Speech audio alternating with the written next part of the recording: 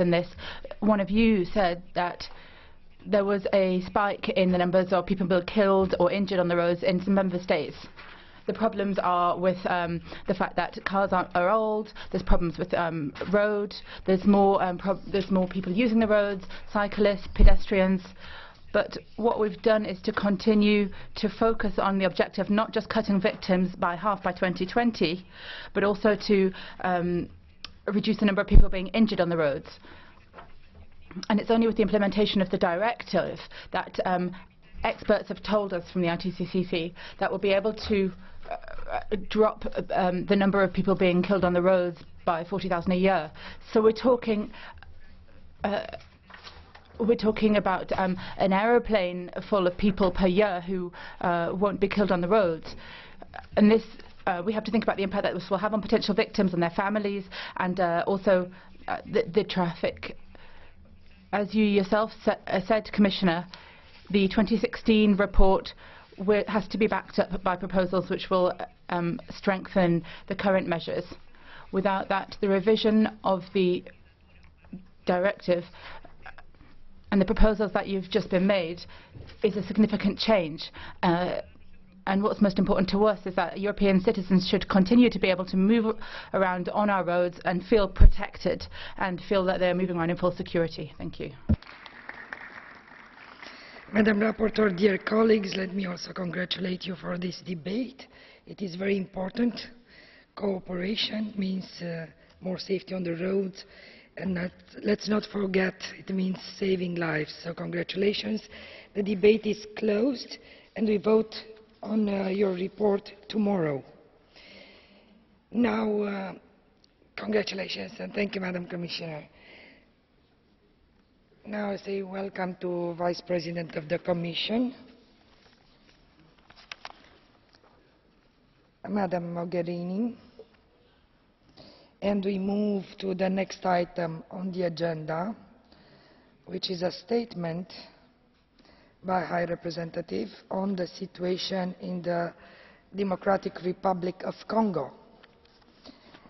So, Madam Vice President, if you are ready, you can have the floor. Thank you very much. Let me thank you for this exchange of views today regarding the situation in the Democratic Republic of Congo. As you know, the European Union has been a strong and consistent partner of the Democratic Republic of Congo over the last 15 years.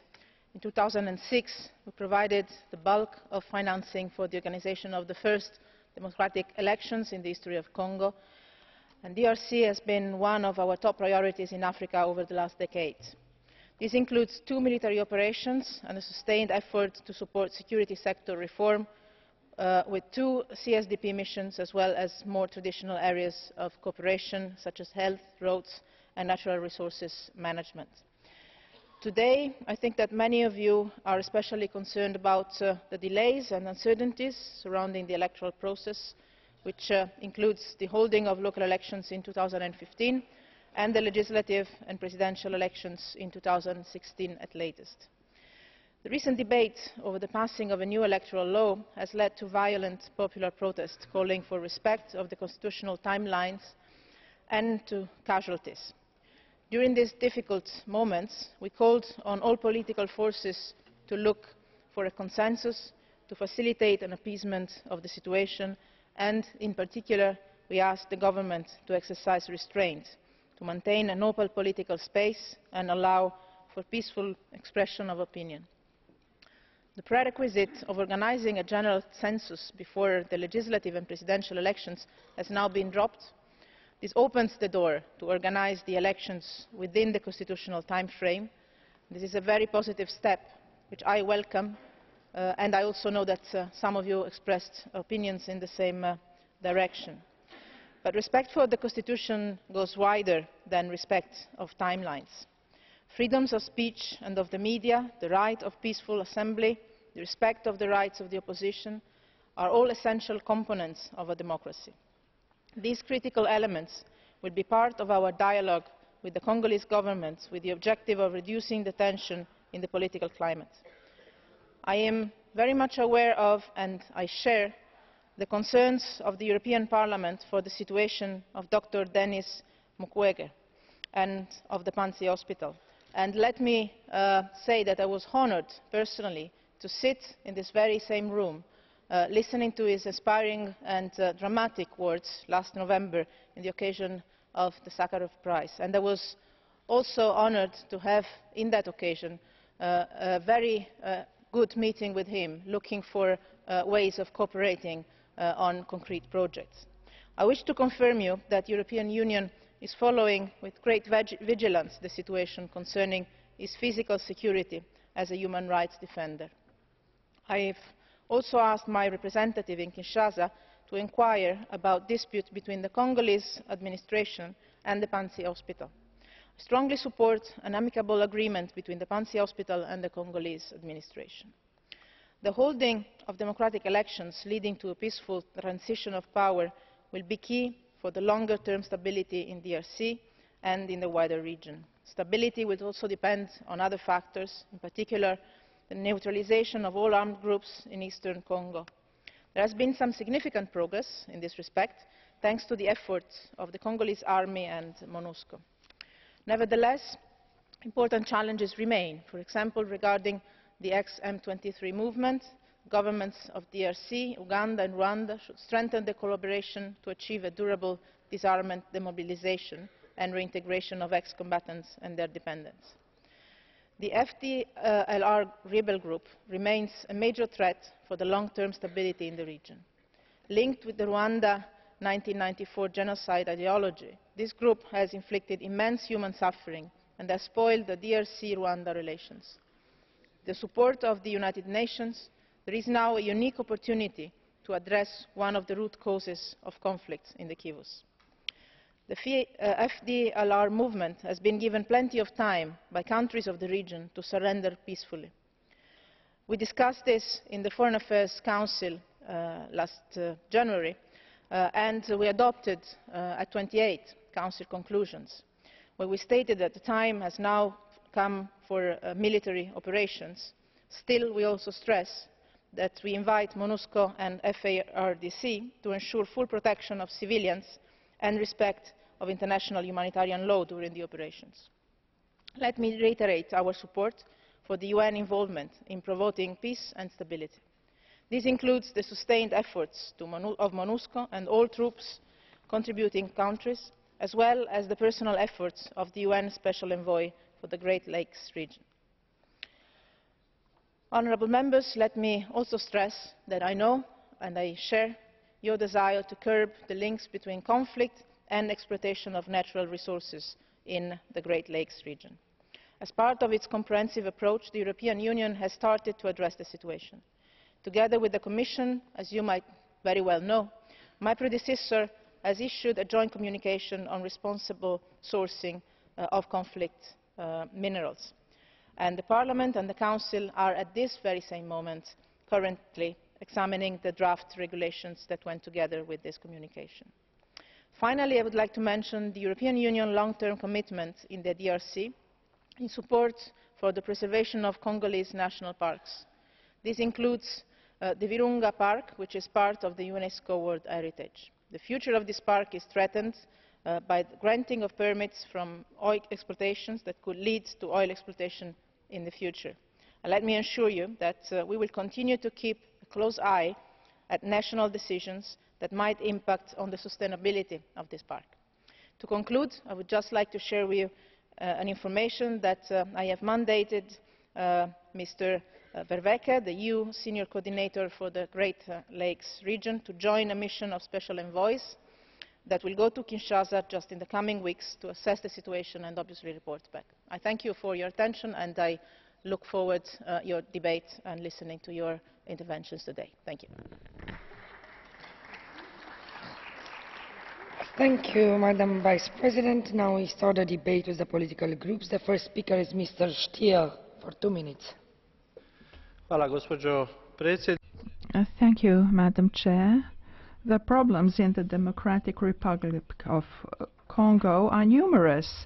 Madam High Representatives, you enumerated some of them, such as minerals exploitation and the illegal funding of armed groups, the problem of systematic rape of women, to which Dr. Mukwege testified here, as well as the problem of selective justice, according to which Dr. Mukwege's hospital was closed down after he criticized the authorities. However, the causes of all these problems are to be found in inefficient institutions, undemocratic institutions, the lack of rule of law, and high levels of corruption. The protesters in Kinshasa rose because the electoral law was to be changed, which would entail a census being held before the next elections are held. It was quite clear that the electoral reform was an attempt to keep President Kabila in power. Therefore, it is extremely important to affirm democratization and the processes of furthering democracy in the country and cooperation on development in order to build up inclusive democratic institutions. In this respect, I believe we need to invest additional efforts, both from the viewpoint of development policy and the overall policy of the EU. This should be one of the main messages we send here. I would like to add that although today we have an authoritarian government led by President Kabila, his father before that, but corruption is the main problem. Building up inclusive institutions will help us to change this situation. Thank you. Madam Kienge, 2 minutes. Grazie. Thank you. The presidential elections in the Democratic Republic of Congo are hugely important, not just in terms of consolidating democracy for the country, but also for balance and stability in the whole of the Great Lakes region. However, there's no viable calendar. We don't want to see any kind of measures which will alienate millions of citizens from democracy. Good governance is something that is needs to be a constant, but has been lacking from too many countries for too long. There are tens of people who've been killed brutally for having legitimately protested against electoral change. Other demonstrators and locally important people have been taken in prison, and we ask for them to be released immediately. There's constant violence against women, and we want the people responsible for that to be taken to court. Recognizing legitimacy for democracy is the only possible way to avoid violence and conflict. This is a huge responsibility which is expected from the rulers of Congo, and it's something that the European Union must demand. No violation of human rights will ever be tolerated, either in the community, the international community, or in the court in The Hague. We support the MONUSCO mission to consolidate peace efforts throughout the whole of the Congolese territory. Finally, President, I would like to express my own shame as a European citizen against yet another tragedy whereby 29 migrants have lost their lives on their way to Lampedusa. These are more human lives that have been added to the list of thousands of men, women, children whose only crime is to look for a better life in the European Union. Thank you. Thank you. Monsieur Michel, pour 2 minutes. Madame la Présidente. Thank you, President. High Representative. First of all, I'd like to congratulate you, High Representative, for the very clear and lucid summary to say and set out your stall when it comes to the policy in the DRC. It's extremely worrying what's going on in the DRC, and it's important for the wider region as well. First of all, it's important that there are credible elections that are taking place within the time frame that's sort of been set out. The President of the Independent National Electoral Commission in the DRC, Mr. Labi Malulu, should do this without any delay to draw up a timeline which will lead to elections in 2016. I would like to thank Leon Congo, the Speaker of the Senate, who was very courageous in going against the adoption of Article 8, which would delay elections by 2 years. And it's absolutely essential, is my second point, that the electoral process take place in a calm situation without any kind of armed or violent opposition between the journalists, between the candidates, between the parties. There should be a freedom of the press, freedom of expression, a freedom to demonstrate peaceably as set out pursuant to the Constitution. There shouldn't be arbitrary arrests because this is actually what's happening at the moment. The forces of the DRC fighting the DFLR and the active troops on the ground of MONUSCO is really things going in the wrong direction. The idea of non-regulated genocide has been left to fester and has become something that's destabilizing the whole region. We mustn't underestimate the importance of that in the eyes of the Rwandans. We have to make sure that we protect the civilian population, most notably women and young girls, who are all too often the victims here. Let us recall once again the Sakharov Prize winner Denis Mukwege's work. And of course we cannot accept, having given him this award, that he be subject to intimidation or pressures of any kind. And I think that's why, coming to a conclusion, we need to support the idea of having an observatory or a team of observers together with the UN and the EU to monitor the respect of the implementation of human rights in the DRC. Sorry, we all have to respect speaking time. Sandra Rodriguez for 1 minute.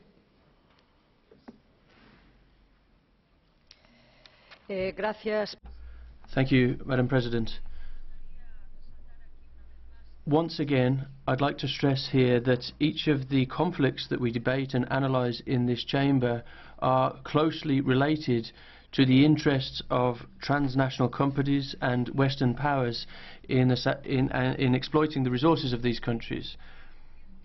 I'd also like to say that in the case of the DRC, the strategic importance of this country is of note, given its enormous geographic size and its wealth of mineral resources in all of its gold, copper, silver, petrol and so on and so forth. It's an extremely rich country at the same time as it's being extremely impoverished. Now, if we're to solve these conflicts, we have to begin by speaking seriously about the need for transnational companies to leave the region, to leave the resources to the people and to their economies. We also need to stress that in cases of conflict, it's of note that women and girls always suffer most, and we have to give them special attention. Thank you. Madame Sargentini, 1 minute and a half. Thank you, President. Yes, just a year to go to the elections. We're seeing that Facebook's been shut down and there's a massive amount of repression brought in, and activists are running greater and greater risks. I say it's a year till the elections because I think it's important that we stick to our guns and make sure that 2 terms of office for Kabila remains 2 terms of office for Kabila. We shouldn't let it slide. And we have to look at what's going on in Congo, and human rights activists and human rights defenders, make sure we defend them. We should also make sure that we sort out our legislation on conflict minerals. They have to be given teeth, these rules. It's not self-certification for companies. What this House wants is legislation binding for all products, which would also lead to sustainable mining in conflict areas. Because how can you get war out of the country? Well, you do it by making sure that the money is taken out of the conflict in that equation. So my question to you, Ms. Mogherini, is how do we make sure that this legislation is binding and robust? Since we are a bit delayed with the schedule, I won't take blue cards, so I apologize. Next speaker is Mr. Carver, 1 minute. Thank you, Madam President. The DRC is a classic example of Western politicians that it is unacceptable to use African nations as pawns on a diplomatic chessboard. Today's problems are a direct consequence of her abandonment after the Cold War on the back of Belgian King Leopold II's earlier use of this beautiful, mineral-rich country as his personal fiefdom. As we all wish for a stable future here, the African-led UN force must now, Commissioner, more than ever before, avoid those facing questions over their past conduct. Accordingly, I question whether a man facing over 121 allegations of breaches of human rights, General Bruno Mandivu, should still be a senior officer in a Congolese UN joint military operations against the FDLR. Can someone under such scrutiny really be allowed to remain in a position of authority as we endeavour to enter a fresh chapter of hope in this troubled region? Thank you. Madame Gabriel, for 1 minute and a half. Thank you, President, High Representative. Colleagues, although I am very attached to the Democratic Republic of Congo, I'm not happy the fact that the situation of this partner country is on the agenda today.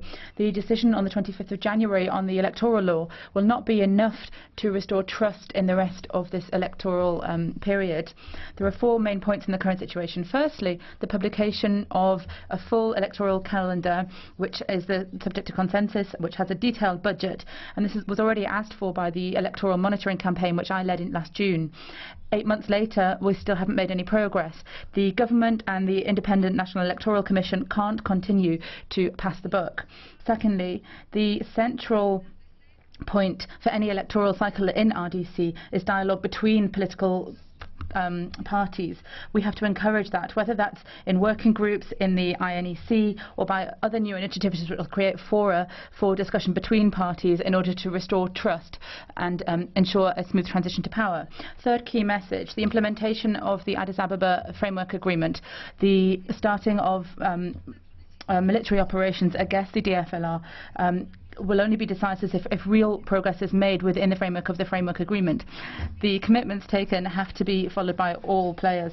And then finally, here is the opportunity to recall the Sakharov Prize to Mr. Mukwege. The authorities in Congo have to ensure that he can carry out his activities in the hospital in Panzi. These have to remain a priority, not just for MONUSCO, but also for all of the armed forces of the Democratic Republic of Congo. For 2 minutes. Thank you, Madam President, and thank you, Commissioner Mogherini, for having shown us what you've done.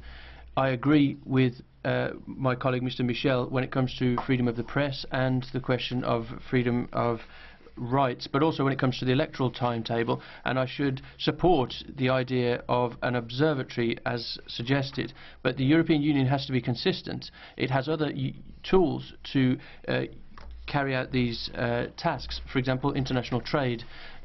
In the Committee in the European Parliament, we have been involved recently in a debate on conflict minerals stemming from this region, and there needs to be binding measures on these particular minerals. We need to be less timid, and the European Union needs to take the bull by the horns and assume its responsibility, as it did when it awarded the Sakharov Prize to Denis Mukwege. I think I would call upon the whole of this Parliament to shoulder its responsibility and not just when problems arise give up the fight, but use other tools that we have at our disposal to fight against breaches of human rights. Thank you.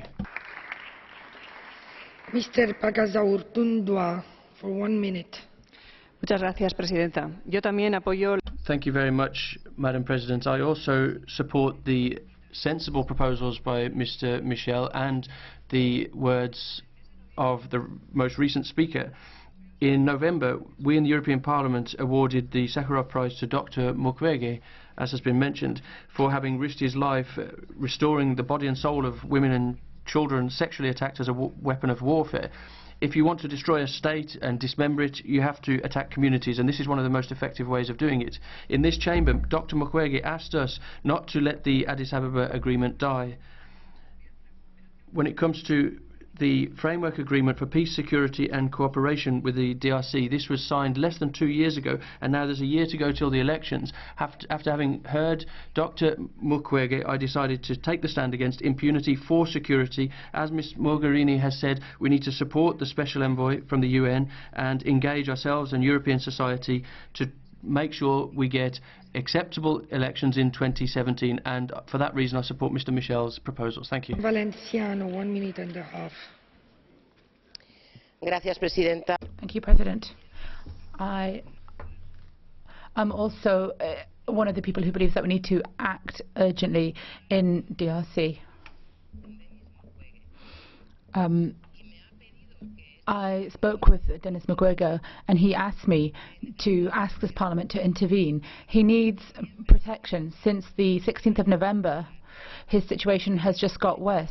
Dr. Mukwege receives threats, intimidations by telephone, text message, and the safety situation in his hospital and regarding his own person are at serious risk.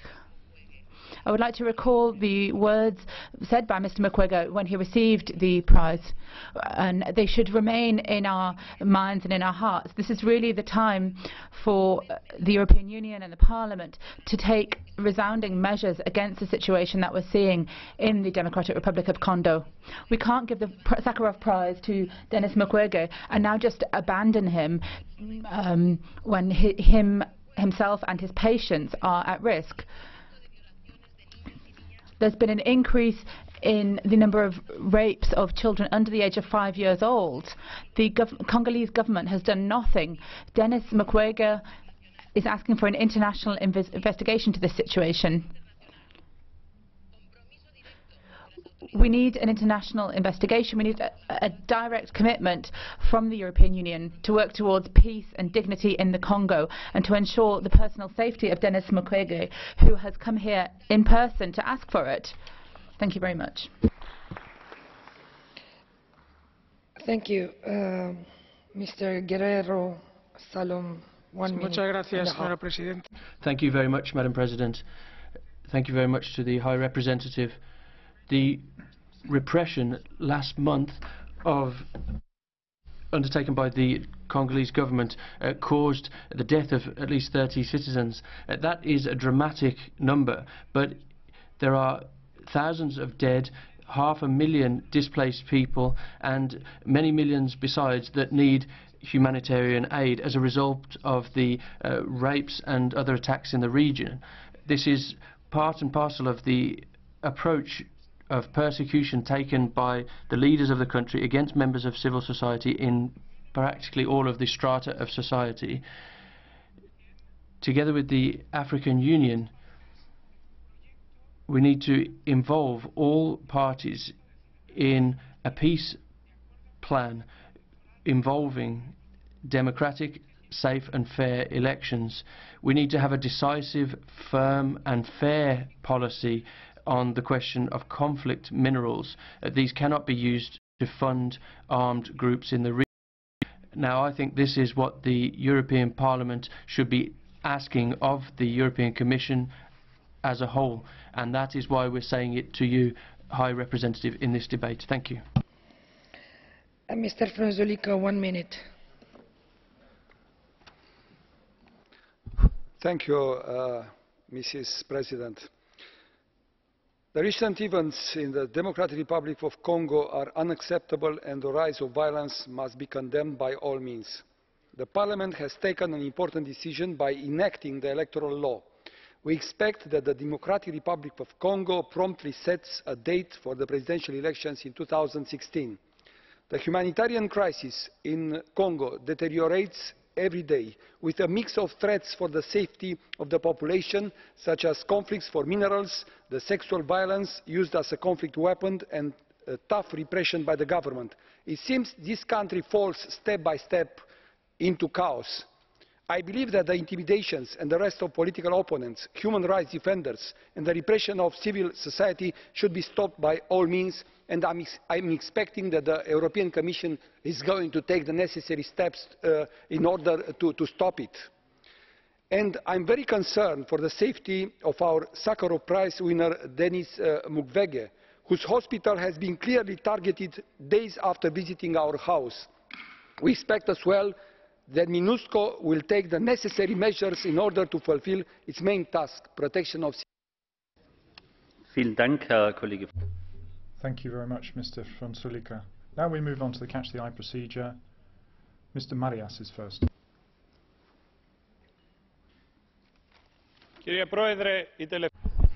President, the recent developments in the People's Republic of Congo create concerns to the global community, to the international community, because of the destabilization that it causes. Therefore, this means that the constitution must be adhered to in respect of the presidential elections, which are due on a very specific date. But Kabila's decision to prolong his presidential mandate has caused reactions from the opposition, demonstrations and bloodshed. All the activists are now dead. The military groups have one objective: to the control of the rich human resources of the country. That is why democracy should be restored, fundamental rights should be protected, and the natural resources of Congo should be used for the benefit of the country. That is how children and women in the area can be protected. Thank you very much. Thank you very much, Mr. Marias. We've got as many people on the list as we have time available. So even those who have taken the floor before under Catch the Eye today will be able to take the floor. Mr. Jakovčić. The Democratic Republic of Congo is of special importance to Europe, not because it is the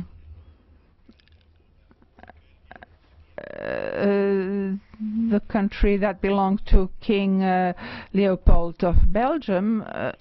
We have to say that in today's democratic Congo, we want to achieve all the goals that the people of Congo have a right to achieve.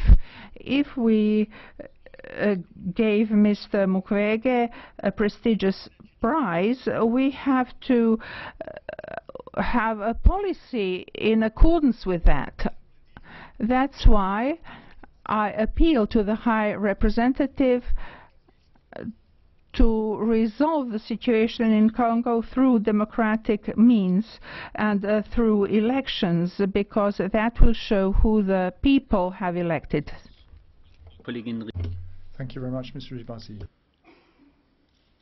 Monsieur Président, moi je voudrais... President, I would like to talk about mining. Mrs. Mogherini, you know that there are rare earth minerals in mobile phones, and they come from DRC. And this is a problem because it creates wealth for armed groups and also creates wealth to fund their actions. And we in Europe have a responsibility. There is a European regulation. It's voluntary, and it's on the origin of minerals, ores, tungsten, etc. It has to be expanded to other resources, oil, uranium, etc. And it has to be binding. How can it be the case that in the United States the law, Frank law, is binding, and in Europe it's voluntary? We can't just work with importers. We have to work with the whole of the chain, particularly the final business. We have to ask companies if they have an ethical charter on mobile phones, because I think this is a scandal. Thank you, Mrs. Rivasi. Now, Mr. Castaldo. Thank you, President. In the Democratic Republic of Congo, the situation continues to be very serious. If you just think at the way in which the current president has tried to delay elections. However, lots of member states of former colonial powers have brought this ruling class to power and allows them to dictate to the majority without protecting the rights of the opposition. President Kabila is attempting to make his country his own personal property, as the Belgian king did in the past. I think we have to say this: enough is enough. We have to ask our companies to stop importing raw materials which have been dirtied with blood. We gave the Sakharov Prize to Dr. Mukwege, and we have to ensure that his words. Otherwise, the prizes that we correctly give will simply be a prize to our own hypocrisy. Vielen Dank, Herr Kollege. Thank you, Mr. Castaldo. The last speaker under Catch the Eye, Mr. Buonanno.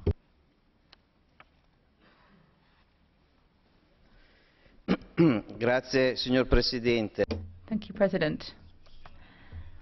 The discussion on Congo is obviously one that creates a lot of passion in the room. I feel like I'm back in Italy, where I'm in an old people's home where people are playing cards and discuss issues. But then I can see the High Representative for Foreign Affairs, Mrs. Mogherini, is present here today. And there is something I would like to say to you. Given the results that we've seen, not in Congo, I would like to ensure that doesn't go backwards, but the results that we've seen in Ukraine, Mrs. Merkel, Mr. Hollande, Mr. Putin have all been there.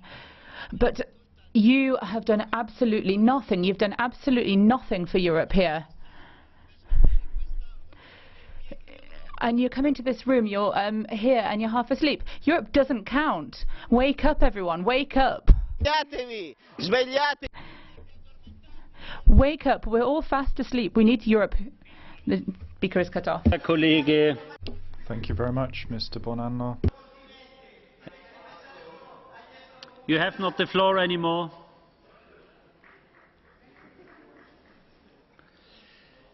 Herr Kollege Buonanno.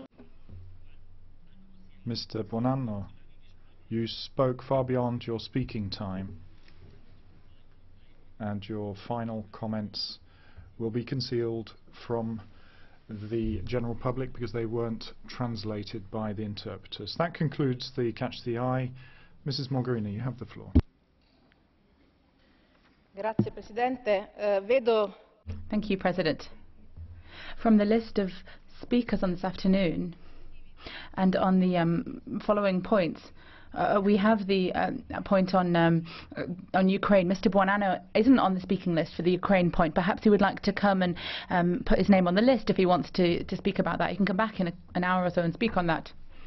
That many of you mentioned things that I mentioned in my opening remarks, and that I would like to underline and to thank you for joining our voices in this respect, because I think that this is a powerful message that comes from this Parliament, from the European institutions united, and I think that this message, I hope that this message gets where it has to arrive. Some of you mentioned the fact that this is not only important for the country itself, but it's important for the region. And I would also add that it's important for the global security and stability, and that I will never, never, never accept the idea that one has to concentrate only on crises and human rights violations and conflicts that are only close to our borders, because also what happens in places that are apparently far away from us influences our security, our global stability, and we have to deal with that. It's our specific not only responsibility but interest, and I think we should all understand that in this room. Let me underline one point that was mentioned by many of you, that was reminded to us by Dr. Mukwege, the role of women in this, and the victims that are always women, girls, younger and younger and younger every time, every conflict, and children. And let me also mention the fact that there is a specific target. It's not by chance that it's always women, the first victims or the first arm in sometimes conflicts. And I can guarantee you that we are not only already working on this aspect in a specific way in this particular case in the DRC with support to the victims, being it medical or being it legal, on the reform of the security system and on the reform of the judiciary, because we also have to face that side of the attack against women. But we are going to work more and more on the first victims of conflict and violence, which are everywhere in the world, women and children. Let me also underline, re-underline the need to be coherent, and I thank those of you that raised that. When you gave the Sakharov Prize in this room only a few months ago, this implied that our support is not only to the person but also to the work, mainly to the work of this person. And I think that now, today, I share these views, we need to guarantee protection to the person and to his work, and to a collective work, which is also a sign of hope for the country and for the region. Louis Michel's proposal, let me say that I fully sympathise with it, and I will make sure that once I go back to Brussels, I study that with our EU Special Representative for Human Rights, Stavros Lambrinidis, to see in which ways we can support that. Let me also say that I fully support your desire to curb the links between conflict and exploitation of natural resources. I know that the Council is examining the draft resolution that was presented with the communication by the Commission, and you have my personal commitment on that. I cannot guarantee that that could be enough, but I can guarantee that you have my personal commitment on that. Per finire, fatemi usare l'italiano. To finish, I'd just like to speak Italian, because Mrs. Kienga was quite right to say that death returned to the Mediterranean yesterday, not just yesterday. I'd like to take this opportunity of the fact that you've raised this issue today to say that I have just informed the College of Commissioners about my intention to bring together an extraordinary body, the group of commissioners for the external policy, and to see how we can review our policy and to see what instruments we have, both internally in terms of internal policy and our external policy, looking at countries of origin and of transit. And I intend to put this on the Foreign Affairs Council for the European Union agenda as soon as possible. I think that the European Union should have the will and the political tools to be able to do something about these tragedies. Vielen Dank, Frau Kommissarin. Thank you very much, Commissioner Mogherini. That concludes our debate on the situation in the Democratic Republic of Congo. The next item on our agenda is a statement by the Vice President of the Commission, or High Representative of the Union for Foreign Affairs and Security Policy, on the shortage of funding for the UNRWA. To start this debate, on behalf of the Vice President, Commissioner Hahn. Thank you very much, Mr. President. First of all, I would like to thank you for the fact that we have today the opportunity to address this House and to explain the European Union's position as regards the funding of the United Nations Relief and Works Agency for the Palestine refugees. Let me underline that the European Union commends the important work of the agency for delivering basic services to some 5 million Palestine refugees across 5 fields of operation. I am in particular impressed how the agency has been performing under increasingly difficult circumstances, in particular in Gaza during and after the recent war, as well as in Syria with severe consequences in Lebanon and Jordan. Allow me to recall that along with its member states, the European Union remains the largest and most predictable donor to the agency. In combination with contributions from EU member states, the overall contribution in 2014 accounted for 34% of the total support to UNRWA. Let me also stress that the European Union has always been very quick in paying the allocated support immediately after the contract signature. Since 2000, the European Union has provided over €1.6 billion to the agency. The aim of our support to the agency's regular budget is to sustain the delivery of essential public services to the refugees.